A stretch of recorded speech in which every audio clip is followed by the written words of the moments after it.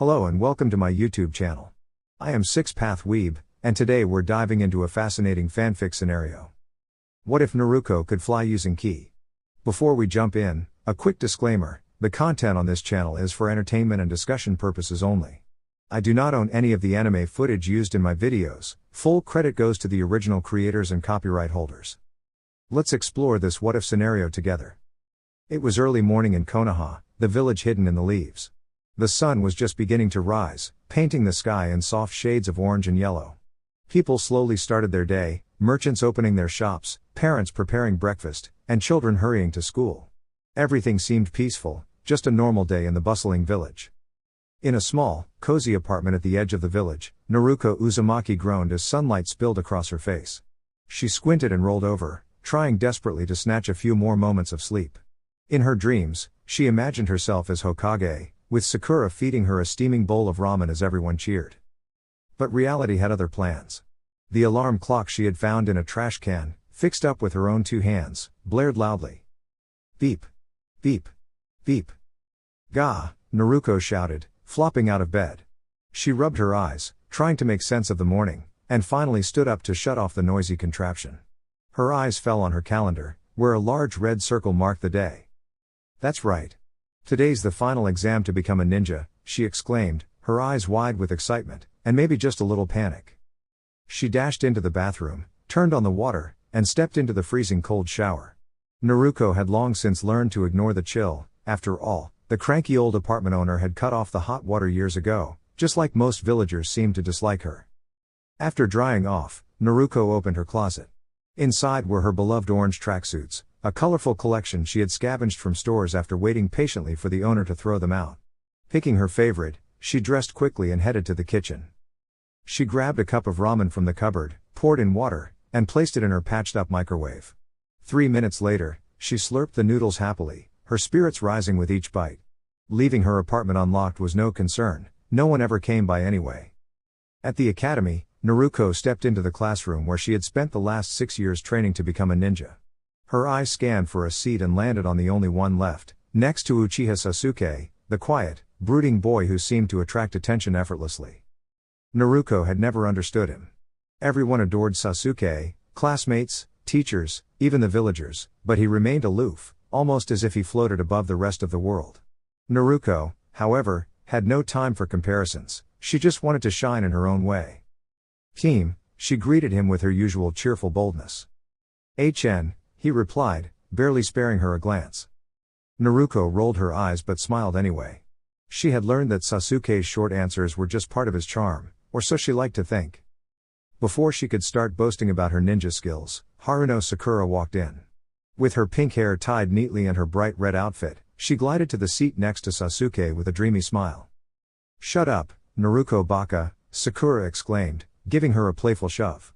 "Move so I can sit next to Sasuke-kun." Naruko tumbled sideways but laughed, taking the seat on Sasuke's other side.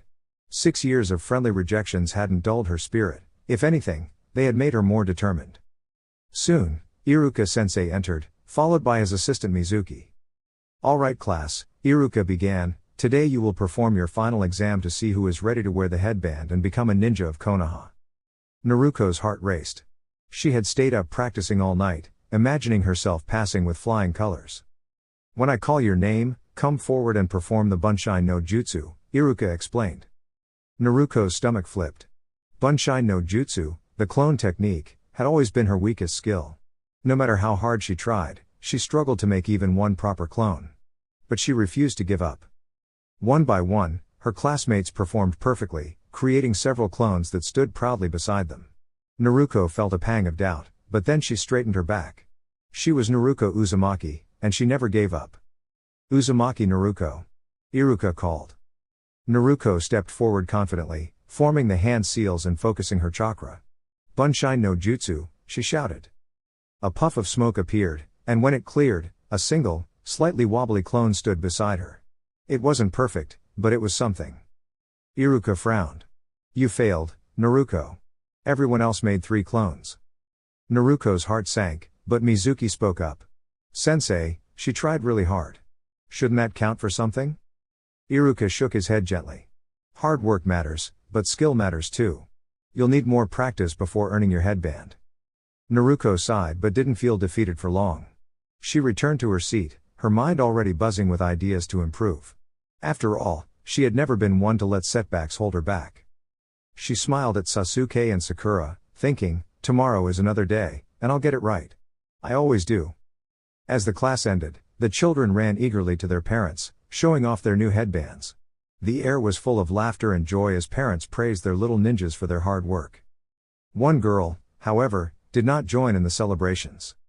Naruko sat alone on a small swing set, watching the happy families with quiet longing. Having never known her parents, Naruko often wondered about them. The people at the orphanage said her parents had left, unable to be with someone as unusual as her. Others whispered that her parents had disappeared during a mysterious event, but no one knew the full story. Seeing the other children with their parents made her heart ache. She would never let anyone see her sadness, but inside, it weighed heavily. I'm so glad that girl didn't end up graduating, a voice muttered nearby. Naruko turned her head slightly. Her senses were sharper than most, she could hear things others missed and notice small movements in the corner of her eyes. Sometimes, it felt more like a burden than a gift. Yeah, imagine if she became a ninja. I mean, she's... Shh, you know we're not supposed to talk about that, another voice interrupted. Naruko frowned and looked away. She had heard similar whispers before, always stopping before revealing the full secret. She wished she knew what they were going to say, maybe then she would understand why she felt so different. Hey, Naruko. She looked up to see Mizuki smiling at her. Come with me. I want to talk to you. Sitting on the roof of the academy, Mizuki spoke gently. You know, Iruka didn't fail you to be mean. He's just worried that you might not be ready for the responsibilities of being a ninja. I know, Naruko sighed, her shoulders slumping. But I really wanted to pass this time. Mizuki's smile had a strange twinkle, but Naruko didn't notice. Then I guess I have to tell you something important. Later, Naruko tiptoed into the Hokage's office, her heart racing with excitement. She had managed to sneak past the guards, though she didn't understand why it had been so easy. Maybe it was just her extraordinary ninja instincts. Now, where's that scroll? She whispered to herself. Naruko had visited this office many times before, mostly after a prank or to see the old Hokage. The room was cozy, with a sturdy oak desk, a couch to the side, and shelves filled with books and scrolls. Behind the couch were portraits of the 4 previous Hokages. Her eyes caught a wooden stand holding a large scroll, and her heart leapt. This has got to be it, she said, carefully strapping it to her back. Just as she was about to leave, the door opened, and Sarutobi, the Hokage, peeked in. Naruko, he said, surprised, what are you doing here? Naruko froze. In a split second, she decided to show off her one original jutsu. She quickly formed the hand signs and called out proudly, Oiroku no jutsu. Giggling at her cleverness, she darted out into the forest. Ha! I'm unstoppable. Soon, everyone will see how amazing I am. Sitting down, she unrolled the scroll and studied the first technique. Cage Bunshine. Not another clone jutsu. She groaned. But determination lit her eyes. I can do this.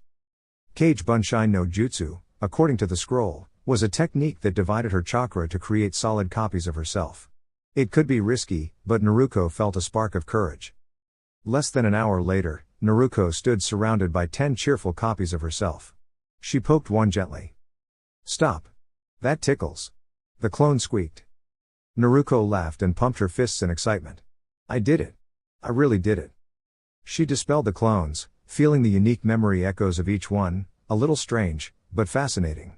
So that's what the scroll meant, she whispered, her eyes sparkling. Suddenly, a familiar voice called out, there you are.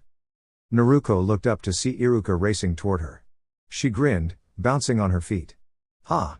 Found me, Iruka-sensei. Baka, Iruka shouted playfully. I found you first. Hee, you were pretty fast. I only learned one jutsu, though. Iruka looked around at the forest clearing, seeing the scattered marks of her practice.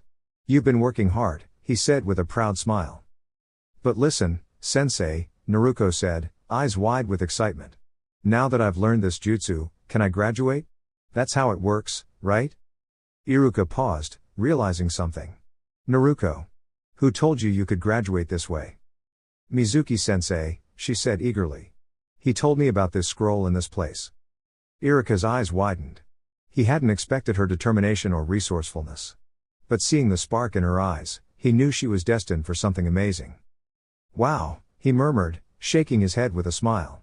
"You really are something special, Naruko." And in that moment, Naruko knew that no matter what others said, she could create her own path, and that path was full of adventure, laughter, and endless possibilities. Naruko, who had been staring at Iruka in shock, looked up to see Mizuki with a wide grin on his face. "Mizuki-sensei, what's happening?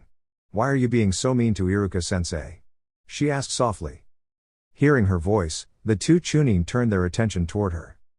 "Give me the scroll, Naruko," Mizuki commanded, holding out his hand. "No, Naruko.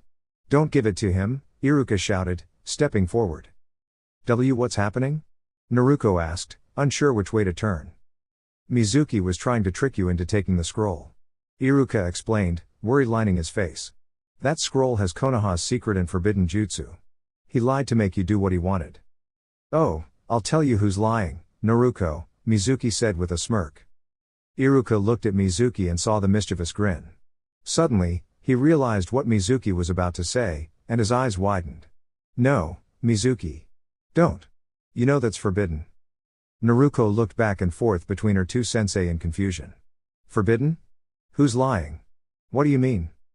"They've been keeping secrets from you your whole life," Mizuki said, leaning closer with a dramatic grin. "Ever since 12 years ago." 12 years ago? Naruko tilted her head, puzzled. "I don't understand." "No. Mizuki, stop," Iruka shouted desperately. "Have you ever wondered why people treated you differently?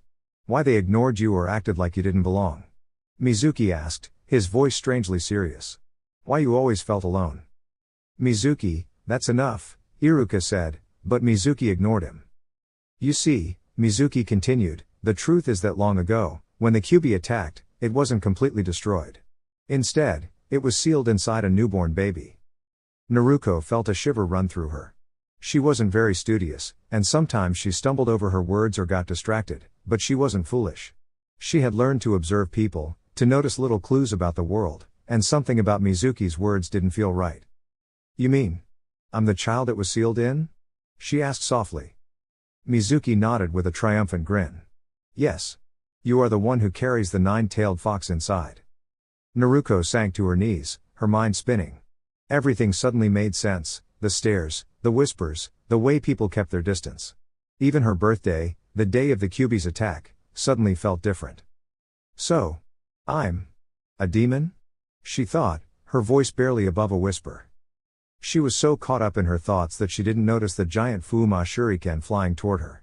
A moment later, she found herself staring into Iruka's worried, tear-streaked face.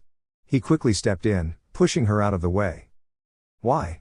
Naruko asked, her voice trembling. "Because I understand," Iruka said gently. "I was lonely when I was your age, too. I know what it feels like to be misunderstood. I should have helped you more, and I'm sorry." Mizuki laughed behind them. "That's a good story, Iruka, but we both know you hate Naruko more than anyone. After all, it was the demon that caused your pain." Naruko's eyes widened. She did the only thing she could think of, she grabbed the scroll and ran. "Naruko!" Iruka called after her. "Mizuki is lying. He's just trying to trick you." Naruko leapt from tree to tree as fast as she could. She paused to glance back, seeing Iruka following her. "Give me the scroll, Naruko. Please," he shouted. But instead of stopping, Naruko spun around and, in a playful dash, bumped right into Iruka, both of them tumbling onto the soft forest floor. Mizuki appeared with a puff of smoke. "How did you, wait, that's not Iruka." Naruko grinned and waved a hand. "Because I know my sensei. This is Iruka." Mizuki scowled. "Why are you protecting her? She has the power of the scroll now. She could." "Yes, that's what a demon could do," Iruka interrupted, surprising Mizuki. "But Naruko isn't a demon. She's my student, a bright and kind ninja of Konoha. She may be clumsy or silly sometimes, but she is nothing like you. Naruko is one of a kind, and I believe in her." Naruko's heart swelled. For so long, only a few people had believed in her, her ramen family, a kind old man, and now Iruka. To have someone else truly believe in her felt like sunshine breaking through the clouds. Mizuki snarled and prepared to throw his giant shuriken, but Naruko was ready. With a leap and a kick, she sent him flying backward into a pile of leaves. "If you touch my sensei, I'll stop you," she declared, her voice strong. Mizuki laughed menacingly. "You can try, little fox." Naruko concentrated, placing her hands in a ram seal. Tajuu Kage Bunshin no Jutsu. In an instant, hundreds of Narukos appeared all around the forest, each one bouncing with energy and laughter. Trees shook, birds chirped in surprise, and the forest seemed alive with her sparkling determination. Mizuki's eyes grew wide. What? What is this?" One of the Naruko clones shouted, "Come get us if you can," another laughed, "We're everywhere." Surrounded by her joyful, clever copies and with Iruka cheering her on, Naruko felt a warmth spread in her chest. She wasn't a demon. She was Naruko, a brave, unique, and amazing ninja, ready for anything. And together, they would make sure the scroll stayed safe. Naruko grinned as she looked down at the pile of black and blue fabric that had once belonged to Mizuki. Hee, maybe I went a little too hard on her," the blonde said with a sheepish laugh. Unbelievable, Iruka thought in awe. To have learned such a powerful jutsu in less than an hour. And the number of clones she had made. She had said that she wanted to surpass the Hokage, and now he was beginning to believe she just might do it. "Naruko," Iruka said, catching her attention. "Come here, I have something I want to give you." Naruko blinked before skipping over. "What's up, sensei?" "Close your eyes for a moment," Iruka said. Naruko did so and felt a small weight lifted from her head, replaced by something new. "Okay, you can open them now." She opened her eyes and immediately touched her head, feeling the cold metal and notched grooves of a Konoha headband. Iruka held her old goggles in his hand. "Congratulations. You graduate," Iruka said with pride. "And to celebrate, we're going out for ramen tonight." Naruko's smile grew so wide that it was hard for her not to cry. She decided to hide her tears by leaping into Iruka's arms. "Iruka-sensei." "Oh ow, Naruko, that hurts," Iruka exclaimed, though he was happy to see her so excited. "Thank you, Iruka-kun.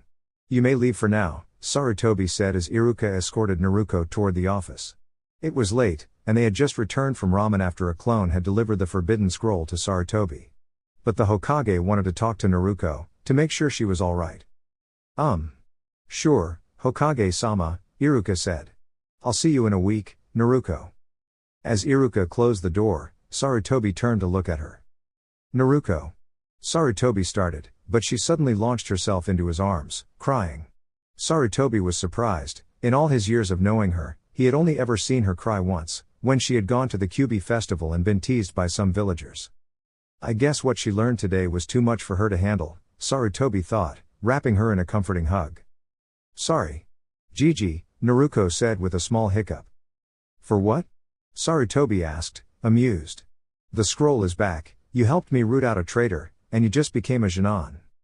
"I got your robes wet," Naruko admitted, pointing to the small damp spot from her tears. The Sandaime looked down to see that his robes were indeed wet. He couldn't help but chuckle. Of all the things she could be sorry for, it was this. "Gigi," Naruko said softly, "is it true?" "What Mizuki?" Mizuki said. Sarutobi sighed. He had known this moment would come. "It is." "So? I'm a demon?" Naruko asked, looking at the floor, tears forming in her eyes. Sarutobi gently lifted her shoulders so she would look at him. "Naruko, listen carefully. You are not a demon. When the Yondaime sealed the Kyubi inside you, he wished for you to be seen as a hero." "A hero?" Naruko repeated, hopeful. "Yes," Sarutobi said. "It's because of you that the Kyubi is safely sealed. You are the reason Konoha is still standing." "Really?" Naruko's voice brightened. "Yes," Sarutobi said. "You are Konoha's hero." "Then, why does everyone hate me?" she asked, frowning. Sarutobi explained patiently. "They don't hate you, Naruko. They just don't understand. Fuinjutsu, sealing techniques, are very complicated. When something as powerful as the Kyubi is sealed inside someone, people worry. They fear, but they don't understand. That's all." Naruko thought about this carefully. Now that she knew why she had been treated differently, she wondered what she should do. Could she show people who she really was, beyond the Kyubi? She lifted her chin with determination. "I'll show them. I'm not the Kyubi, I'm Uzumaki Naruko. Future Hokage of Konoha. I won't let this get me down, ever." Sarutobi smiled at her renewed spirit. Good, Naruko. But becoming Hokage takes more than courage. You'll need to be strong, smart, and wise. Naruko tilted her head. Smart, huh, Oji-san? Sarutobi chuckled. Yes. A Hokage must understand people, strategy, and even civilian matters like politics. Knowledge is as important as strength. Naruko's eyes sparkled. Then I'll learn. I'll study harder than anyone. I'll become the strongest shinobi ever. Dadabayo. And to help you, I have advice, Sarutobi said. Promise me you will listen carefully and follow it. Naruko puffed her chest out. I promise on my honor as future Hokage. Dadabayo. Very well, Sarutobi said. Since you are a shinobi, you can use the ninja library. There, you'll find scrolls on chakra, jutsu, and even fuinjutsu. Start with basic chakra control and theory, and a taijutsu style that suits you. The basics are the most important foundation. Naruko nodded, paying full attention. I'll go first thing tomorrow morning. But, will they let me in? Sarutobi nodded. If anyone tries to bar you, tell them it's illegal to block a shinobi and refer them to me. Also, new clothes might help. New clothes? What's wrong with my outfit? Naruko asked. She loved her bright orange clothes, they were cozy and cheerful. Sarutobi smiled gently. Orange is fun, but it makes a ninja easy to spot. Wearing shinobi clothes will help you blend in and look more powerful. Naruko's eyes gleamed. I'll do it, Oji-san. Good, Sarutobi said. You have a week before your Jonin sensei is assigned. Use the time wisely. Train with your clones, but remember, physical training must be done by your real body. Clones can't build strength for you. Naruko's smile widened. Right. I'll start tomorrow. I'll become stronger than anyone in Konoha. Dadabayo. Sarutobi watched her leave, feeling certain that Naruko, with her unstoppable spirit and determination, was on the path to becoming a truly remarkable shinobi. The next morning, Naruko woke up early feeling bright and cheerful, even though she had stayed up late the night before dealing with a tricky problem and all the surprising discoveries that had come with it. She stretched her arms high above her head, wiggling her fingers and toes to shake off the stiffness from the night. After a quick shower, she dressed in her favorite ninja outfit, enjoyed a bowl of steaming ramen, and set off for the library. As she walked down the village streets, Naruko noticed the curious stares and whispers from people nearby. Normally it might bother her, but today she felt different. She understood why some villagers were wary of her, but that only made her more determined to show everyone who she truly was, a proud and kind-hearted shinobi of Konoha. She remembered her grandfather figure's advice: to become strong, she needed both her body and her mind. That was why she was heading to the library, even though the idea of studying made her frown slightly. But she had promised Oji-san that she would become a wise and capable ninja someday. And Naruko was not one to break a promise. When she entered the library, her eyes widened in awe. She had never been there before, and it was enormous. 4 stories of towering shelves stretched up like mountains of books, each shelf packed tightly with stories, guides, and wisdom from long ago. Naruko blinked, just looking at all the books made her head spin. She started to make her way toward the section on ninja skills when a stern voice stopped her. I'm going to have to ask you to leave, young lady, said the custodian, a woman with a sharp gaze who looked to be in her 50s. Naruko's first instinct was to argue, but she took a deep breath. She remembered that a true shinobi stayed calm, no matter what. Standing tall, she smiled politely and said, I'm a shinobi of Konoha, and it's my right to be here. If there's a problem, I can go with you to Hokage-sama to sort it out. She touched her headband lightly to emphasize her point. The custodian's eyes widened. She hadn't expected this, and she certainly didn't want to challenge the Hokage's favorite ninja. After a tense moment, she sighed and stepped aside. Fine. But be careful with the books. If anything gets damaged, it will be your responsibility. Naruko grinned to herself once the woman left. Honestly, did she really think she could scare her with that?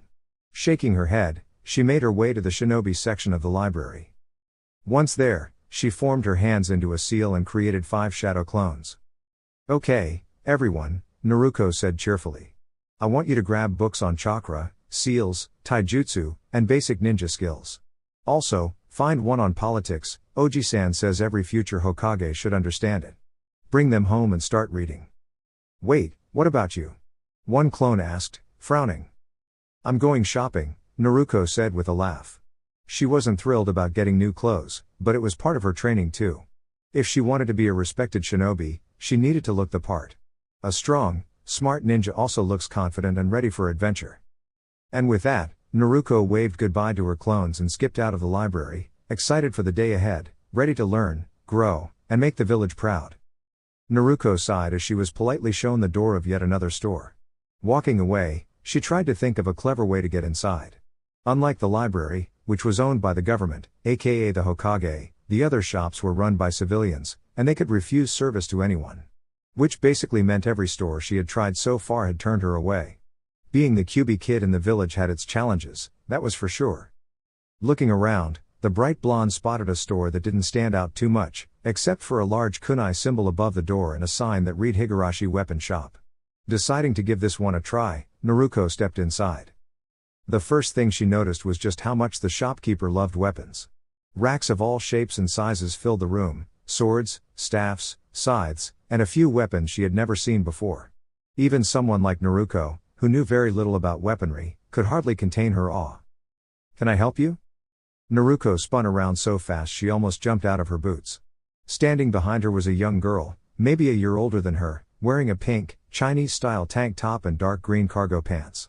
Her hair was done up in 2 buns, which made her look a little like a panda, or maybe a mischievous mouse. Naruko tried her hardest not to snicker at the thought.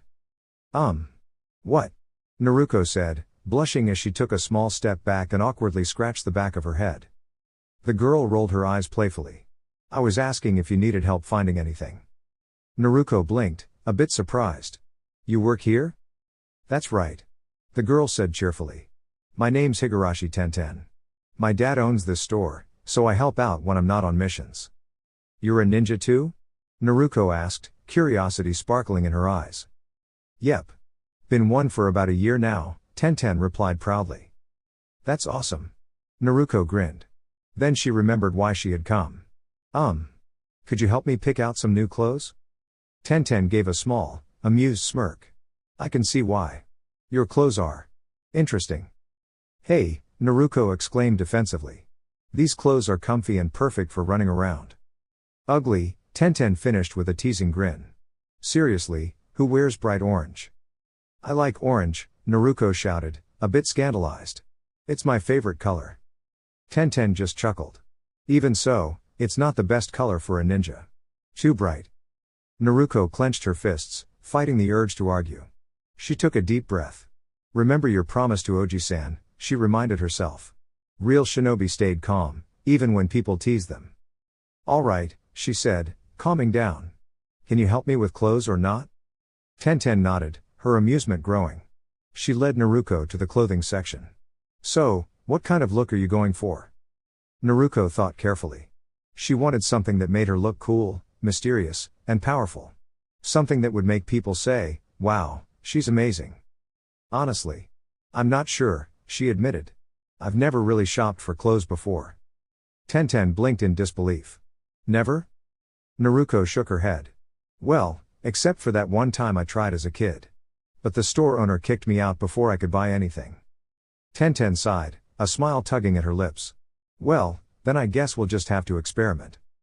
For the next while, Tenten pulled out different styles of clothes and had Naruko try them all. Naruko twirled, hopped, and posed in every outfit, becoming a little life-size dress-up doll. Finally, they found the perfect ensemble. Naruko now wore black shinobi pants tucked neatly into black steel-toed combat boots, and a sleeveless black top trimmed with dark orange. Her arms were wrapped in black bandages, fingerless gloves with metal knuckles on her hands. Tenten draped a long black cloak over her, the fabric reaching down to her ankles, and even helped adjust the headband so a long strip flowed gracefully behind her. "There," Tenten said, stepping back. "Now you look like a real shinobi." Naruko blushed. "You think so?" "Absolutely. Ready for action," Tenten replied with a smile. Naruko's eyes sparkled as she surveyed her reflection. She looked fierce, confident, and ready for anything. Then she remembered something else she needed. "Oh. Actually, I need some training weights too." "Of course," Tenten said. She led Naruko to a shelf and handed her a small box. "This set is for arms and legs. Just channel your chakra into them to increase the weight, and use the release seal with Kai to drop it." Naruko nodded, excited. "Next, I need a standard set of ninja tools, kunai, shuriken, smoke bombs, explosive notes, ninja wire, flash tags, a ceiling scroll. Oh. And a bow staff. Tenten raised an eyebrow. A bow staff, huh? Well, you're in luck. We have all of that. Naruko's mind whirred as she pictured everything she would need. I want it light, with heavier ends for extra force. Maybe some studs. And it has to let me channel chakra through it. Tenten laughed, impressed. Wow. That's very specific. You really know what you want. Naruko beamed. I'm serious about my training. Well, Tenten said with a grin, let's see what we can find for you. And with that, Naruko's day of shopping and ninja preparation had just begun, full of fun, laughter, and the start of many new adventures. Both Naruko and Tenten spun around at the same time. Naruko blinked in surprise as her eyes met a large, broad-shouldered man. He looked as if he had muscles on top of muscles, with brown hair and warm brown eyes that reminded her of Tenten. He wore an off-white shirt, brown pants, and sturdy brown boots. To-san, Tenten exclaimed, clutching her chest. How many times have I told you not to sneak up on me? Especially when I'm with a customer. The man laughed, a deep and hearty sound. Ah, calm down, Tenten. Aren't you supposed to be a ninja? Shouldn't you notice someone sneaking up on you? Do you want to be used as target practice again? Tenten asked, one hand dipping into her kunai pouch with a mischievous sparkle in her eyes. Her father only chuckled nervously and turned to Naruko. So, I hear you're looking for something special. Lucky for you, I might just have it. Naruko followed as the man led them to a back room, revealing a forge filled with shelves, tools, and glowing warmth. He climbed ladders and rummaged through boxes until finally, with a triumphant grin, he pulled out a large object wrapped in cloth. This was actually made for someone else, he explained, but since it's been sitting around, I thought it might find a better home with you. Back at the counter, Tenten's father rang up Naruko's purchases. All this will be about 10,000 yen, he said. Naruko winced slightly at the price but handed over the money. This would put a dent in her savings, meaning she'd have to be careful about food and supplies for a while. I think you forgot the staff, sir, Naruko said, realizing it should cost far more than everything else. Nah, it's fine, the man waved it off. Consider it a gift for your first visit here. Tenten gasped. Her father had never given anything away before, yet here he was, offering one of his finest creations to someone he had just met. Naruko's heart swelled. She could tell that this man wasn't just generous, he saw her for who she truly was. Quietly, she touched her stomach, a subtle reminder of the secret she carried, and asked softly, why? The man, Kaido, gave a small smile. Because I'm not like most people in the village. And don't worry, I expect you to come back whenever you need shinobi supplies. Naruko's face lit up with a radiant smile. Thank you, Kaido-san. I'll make sure this staff becomes famous when I'm Hokage. She called as she dashed out, gripping her new treasure. Tenten turned to her father, curiosity plain on her face. What was that all about?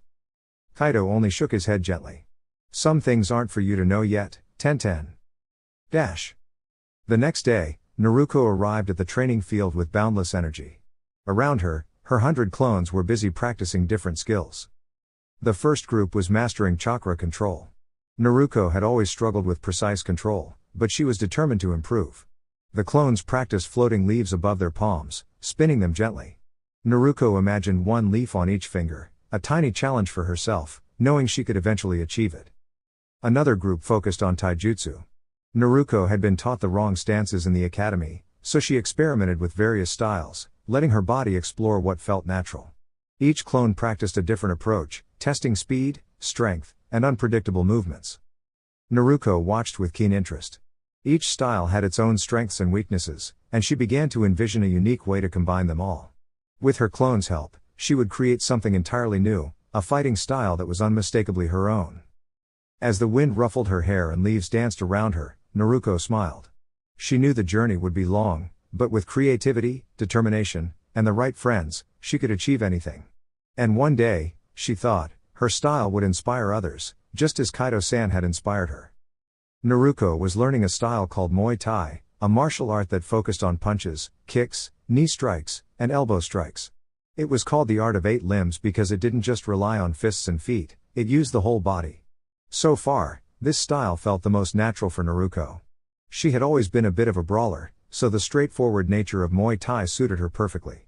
Once she mastered it, she planned to mix it with other styles to create her own unique way of fighting. Another group of her clones was practicing with her new staff. Naruko had found an old scroll about bujutsu, the art of staff fighting, and decided it would be a good weapon to help her grow stronger. She picked the staff because, well, her reach was a little short, something she hoped to fix over time. Just like with her hand-to-hand combat training, her clones practiced the staff moves slowly and carefully, making sure the motions would stick in their minds. There was a small problem with using Kage Bunshine, shadow clones, for training. While the clones could perfectly memorize the moves, they couldn't teach Naruko how to react to a real opponent. She could master every motion, but without a proper sparring partner, there was a limit to how fast she could improve. Still, at least this way, her moves would be flawless when she did find someone to spar with. Her final group of clones had two missions. One group studied beginner books on chakra theory, hand seals, traps, and other shinobi basics. The other group worked on her calligraphy. Naruko had big dreams. She wanted to become stronger than all the Hokage, especially the Yondaime, who was famous for sealing techniques. To be great at sealing, she needed a steady hand and perfect brush strokes. One wrong mark could lead to an unexpected, and messy, explosion. So, her clones practiced writing neatly while she focused on the physical parts of her training. Naruko's morning began with a rigorous routine. She ran laps around Training Ground 43, which was quiet and secluded, with added weights on her wrists and legs. She followed this with 50 push-ups, 50 sit-ups, 50 pull-ups, 100 squats, 100 log punches, and 100 kicks with each leg. By the time she collapsed on the ground, her muscles ached in ways she didn't even know possible. Exhaustion was a strange feeling. Naruko had never felt truly tired before, probably thanks to the Kyuubi's energy inside her.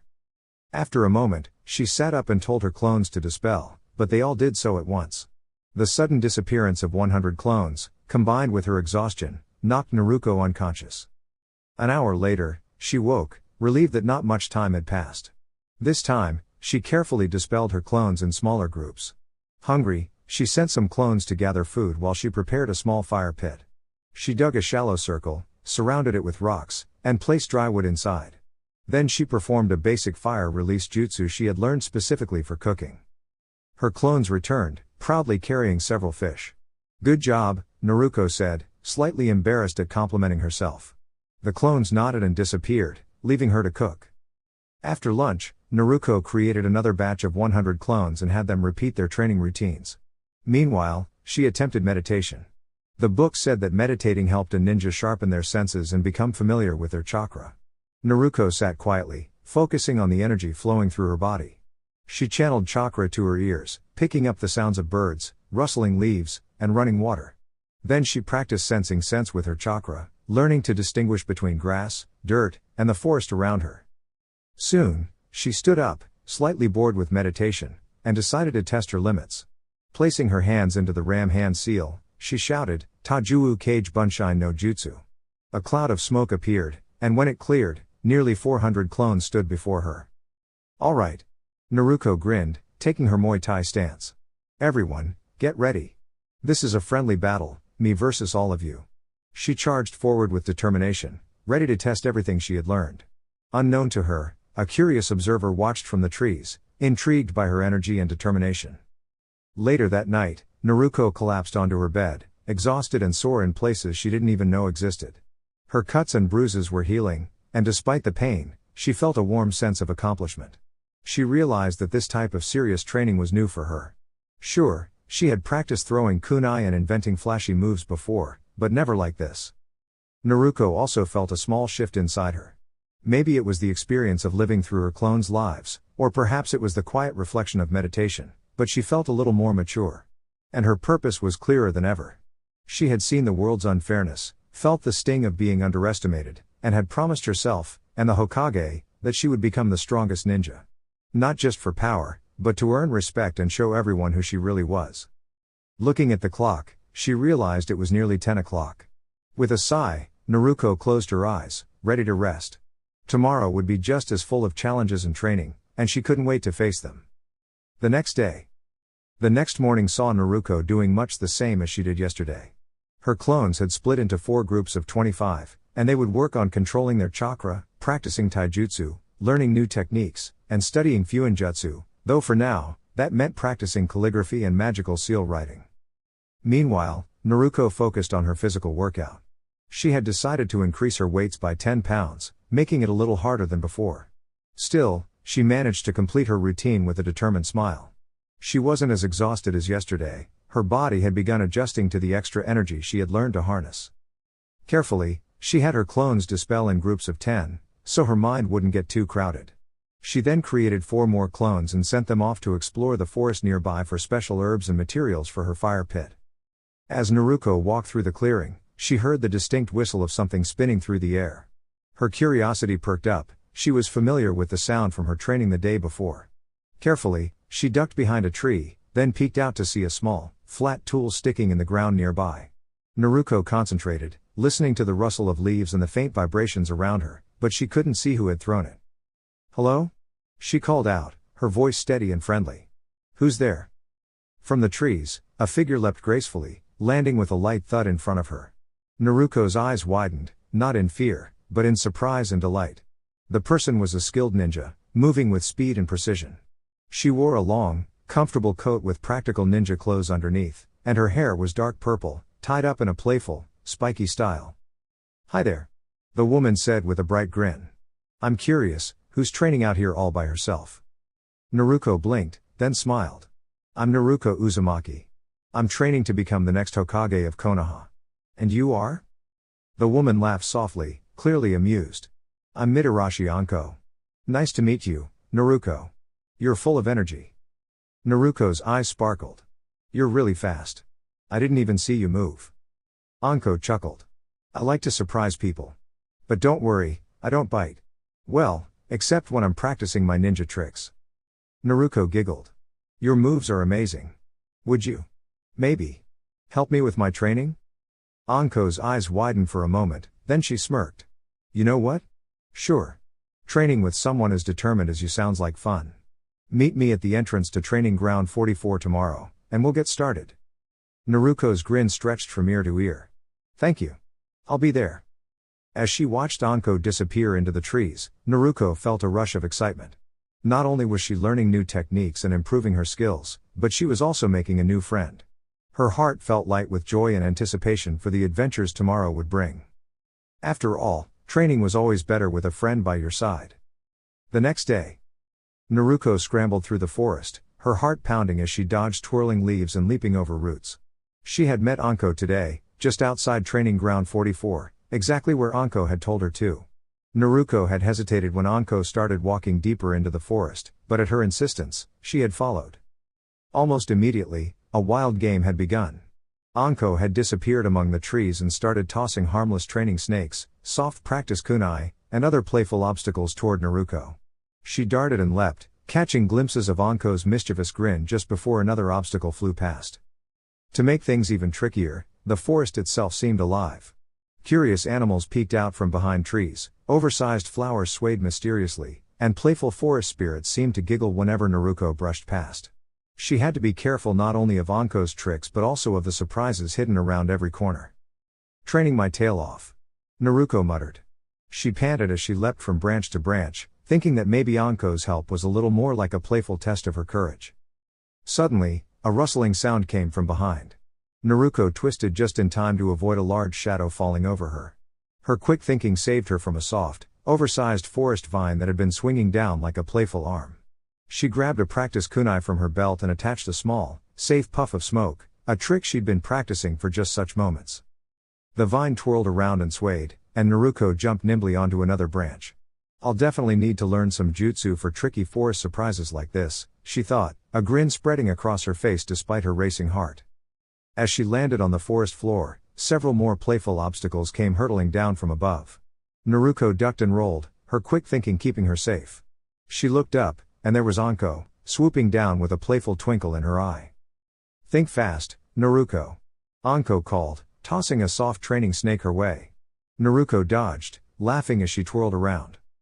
Naruko ran forward, testing her taijutsu. "I may be small, but I can be quick," she shouted. Anko flicked her hands, and a group of soft snakes twirled through the air like ribbons. Naruko had expected this and dodged carefully, but one snake curled around her ankle gently, making her stumble. "You know charging in without a plan is tricky," Anko teased, laughing. "But you're learning." Naruko giggled as she untangled herself. Yeah, I'm starting to figure that out. But I'm learning fast too. Anko smiled, satisfied. Alright, since I helped you today, you owe me a treat. How about some dengo? Dengo? Naruko tilted her head, unsure what that was. Sweet rice dumplings. Come on, I know the best stand in the village, Anko said, grabbing Naruko's hand and leading her through the forest. They arrived at a cheerful little stand, and Naruko watched in amazement as Anko happily ate plate after plate of the soft, sticky treats. 14 plates? Naruko whispered, her eyes wide. That's a lot. Glad you like it, Anko said, patting her satisfied stomach. She blinked when she heard Naruko's tummy rumble too. Hey, why aren't you eating? Naruko sighed. I've been saving my money for missions. But you helped me so much today, I don't mind sharing.